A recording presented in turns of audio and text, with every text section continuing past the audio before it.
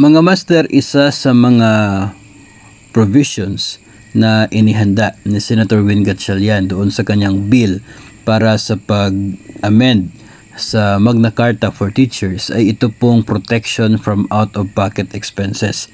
Kasi hindi po talaga natin madi-deny na talagang ito ay common nationwide, no? Yung mga guro na naglalabas ng pera out of their own pocket para sa ibang mga activities o kaya ay iba pong mga pangangailangan. So dito po sa Section 23 ng Senate Bill na ipinasa ni Senator Win Gatchalian, Protection from Out-of-Pocket Expenses, ito po ay magiging bahagi ng Magna Carta for Teachers if ever maging batas.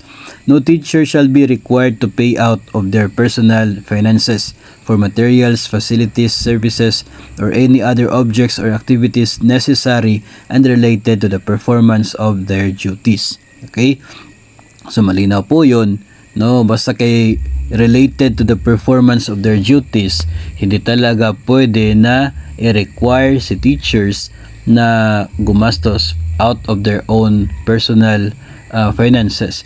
Ito ay kung maging batas na itong amendment doon sa Magna Carta for Teachers, then meron ng magiging strong na reason si teacher to say no kapag mayroong mga kinakailangang gastusin, no?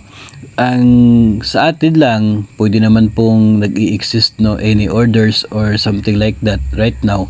Pero mas matindi talaga kasi kapag meron talagang isa talagang batas, no, particular kapag Magna Carta for Teachers. And we are looking forward na magkaroon ng update tungkol dito kasi may iba naman pong mga other bills na related to this, no. Kaya lamang we are also looking forward na ma-actionan siya kaagad at ma-implement.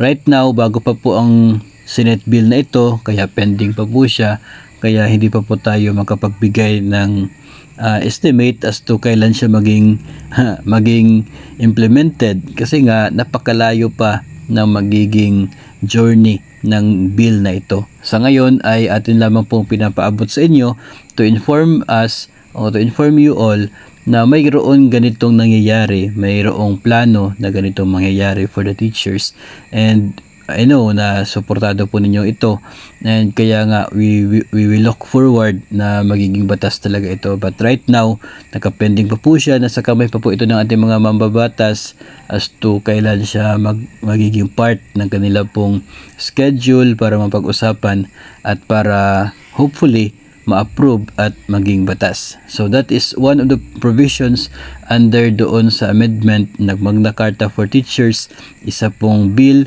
na ipinasa ni Senator Win Gatchalian doon sa Senado.